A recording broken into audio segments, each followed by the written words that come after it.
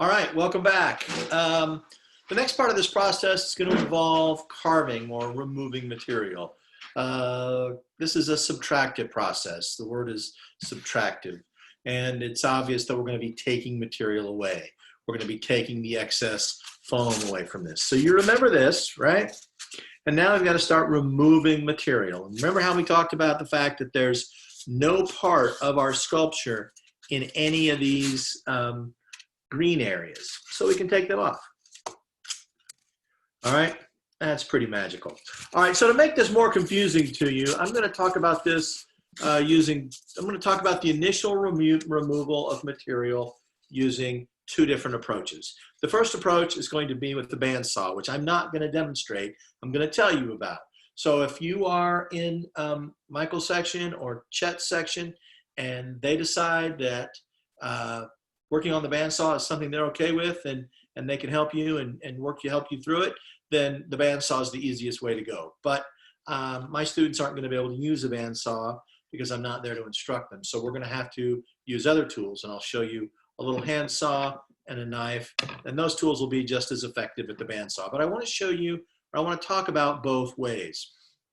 So I attached my image to my foam, and then I took this on the bandsaw and I laid it down and I pushed it through the bandsaw, and I very carefully removed these pieces of material. All right, so remember how we already talked about there's no part of this piece in those areas we removed. So I could do the same thing on this side. I could remove this material with a bandsaw, but I'm not going to. I'm going to do it sort of an old school way. I've got two tools to use for that. But before we get to that, I want the folks that I want you to think ahead about these pieces. Let's suppose for a minute that I took a second and I reconnected these somehow, some way to the block.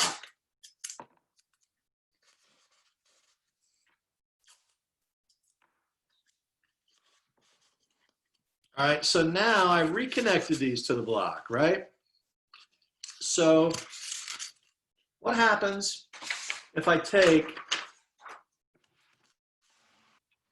and turn my image 90 degrees and make a drawing of that view, right? Now this is a side view. You could, in theory, do a top view as well. So you have three views: front view, side view, and top view, in theory. It's not going to work out in practice because as you start removing material, you have no place left to draw, if that makes any sense. But in this case, we've taped our material back together, and now we do have a side view, right? So I could, if I wanted, put the side view back on, right? Now, before we get ahead of ourselves, let's suppose for a minute I've taken a bandsaw and I've cut this piece off and this piece off. And then I've very carefully taken a bandsaw and cut that piece off and cut this piece off, right? So now I'm left, I've put them back together, held them together with tape.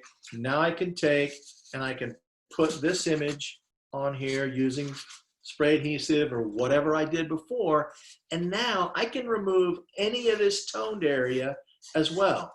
If I remove this, I'm removing no part of my sculpture. And if I remove this, I'm removing no part of my sculpture. So you can do it from the side view, and in theory, you could do it down from the top view. And once you cut all three of those views, you have something that will look like a very geometricized version of this. Now, that's in a perfect world, and we're not going to be operating in a perfect world. We're going to have to do it a different way, which I'm going to show you.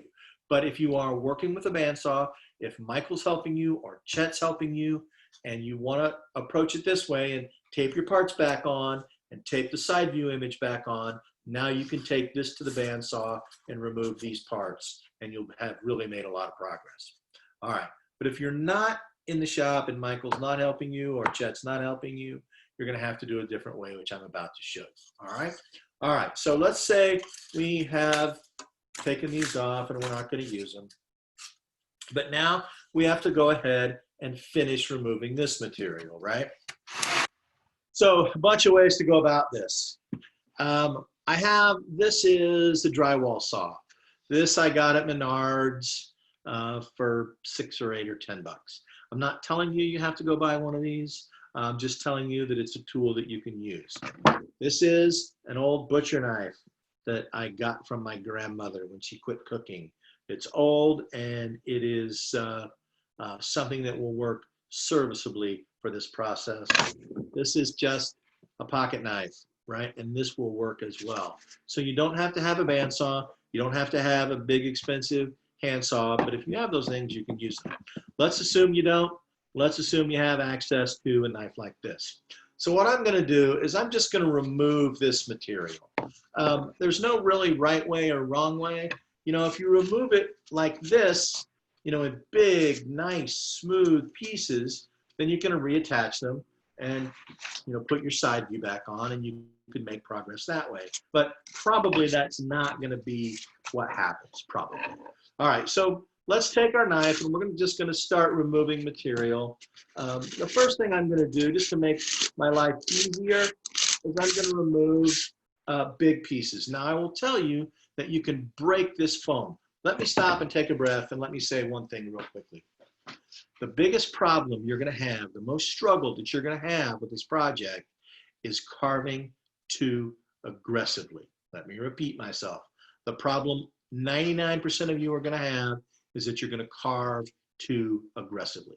So having said that, you need to kind of back up and slow down, which is kind of funny because most carving in sort of legitimate materials is difficult and painstaking. I have a friend who's carving limestone right now, and she just breaks off little pieces at a time, right? And if you've ever tried to carve wood, you're carving just one little chunk of sawdust at a time, and it's very laborious and it's a lot of work.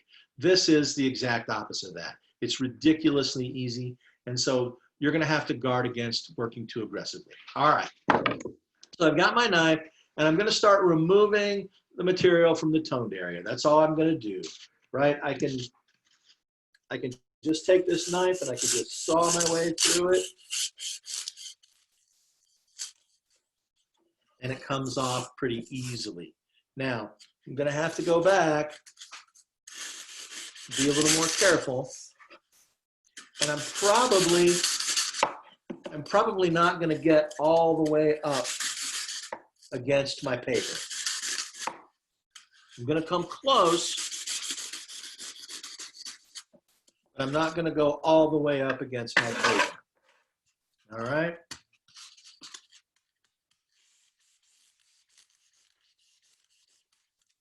Careful, you don't want it to break where you don't want it to break, right?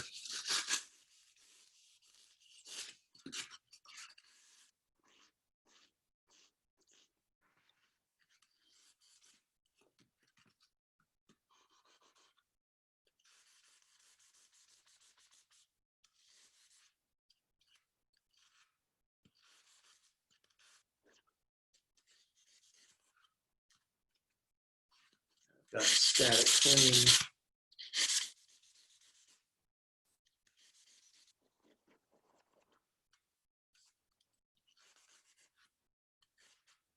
So the thing to note here is I'm following very carefully, I'm following my paper pattern, right? I don't want to deviate from that at all. Some people just like jump in and start knocking material off and trying to create an image, and that's a really bad idea. So just take your time.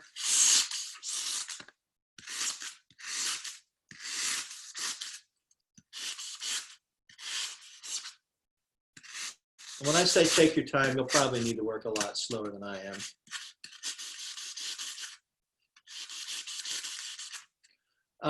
If I haven't mentioned this already, it should be pretty self-apparent that this is the phase of the process where you can really jack something up in a hurry. So kind of keep that in mind. You can also cut it down like this. Now, I'm cutting in front of the computer so you can see what I'm doing, but this is probably an easier way to go about it. You're just taking off little shavings all the way down.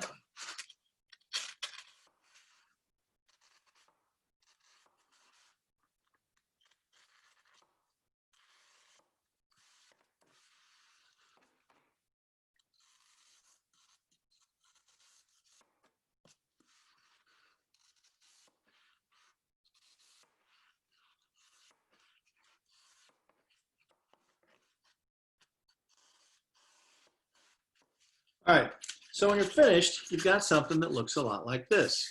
Now I've got a little more cleanup to do on this, but I'm pretty close. Now if I want, I can take and I can smooth some of these out. I'm just going to take a piece of sandpaper. This is 100 grit, 100 grit. And this foam is so easy to carve that this sandpaper will literally eat this material.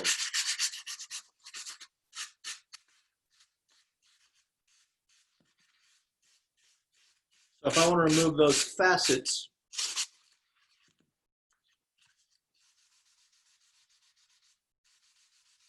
it won't take any time at all to clean it up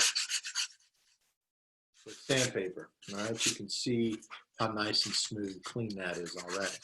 All right, so I'm making progress. Now, the next phase is, if you had done this on the bandsaw, would be to put the parts back on and attach your side view drawing and go back to the bandsaw, right?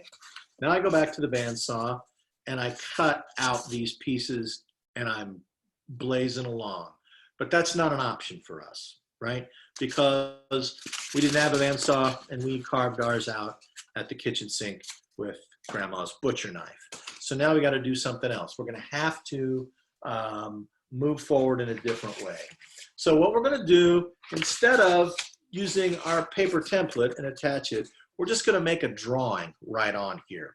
And we're going to use something like this so that it's easy to see. Now when you make this drawing, you're going to have to think about those guys that make those sidewalk drawings with chalk, right? And so when you're looking at it, it looks perfect. It looks like something standing up on the sidewalk, you know, the ones I'm talking about. But if you were there with the artwork and looked at it, you would see that it's stretched out disproportionately long to get it to look like it's standing up. So we're going to do the same kind of thing, right? So I'm going to take and try to draw that image on that view, right? But I'm going to have to let this is because this is a three-dimensional surface, right? It moves in and out of space. I'm going to have to sort of take some liberties on this, right? So give me a second. Let me try to do this. I'll try to do this while I'm sitting here. It shouldn't take terribly long. Famous last words.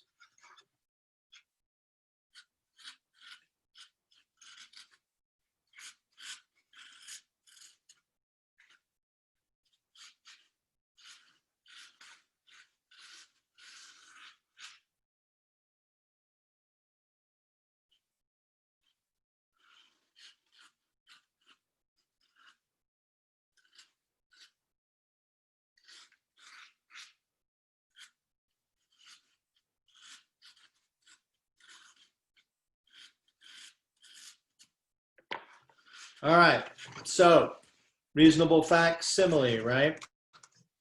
You can see that I have created a reasonable facsimile of that view. It's not perfect, not ideal, but it's not terrible either. So I'm going to spend a few minutes and I'm going to carve this out.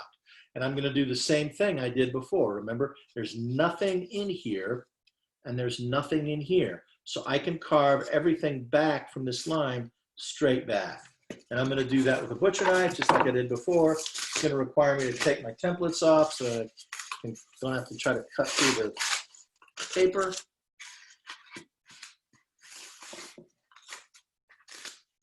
Give me a minute here.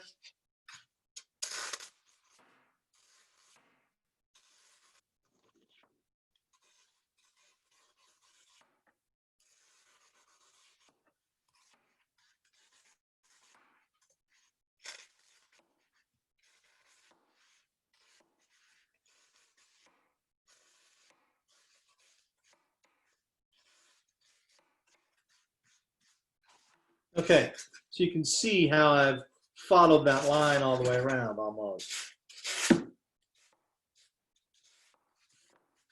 Right? You can see what I'm looking at, right? I'm going to do the same thing on the other side.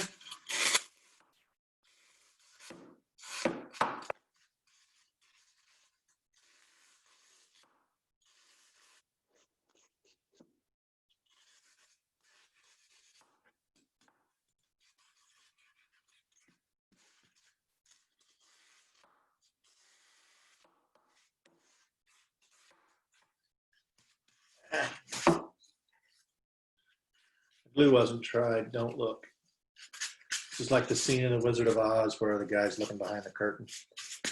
Don't look behind the curtain. Okay, so now you can see that I almost have this view cleaned up.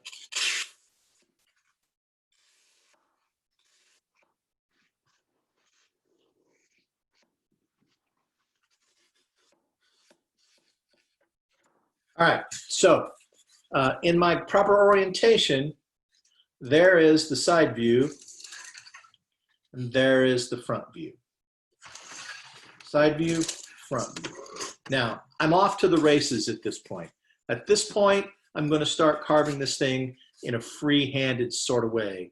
And I got to let my glue dry, and I'll come back to that in my next video.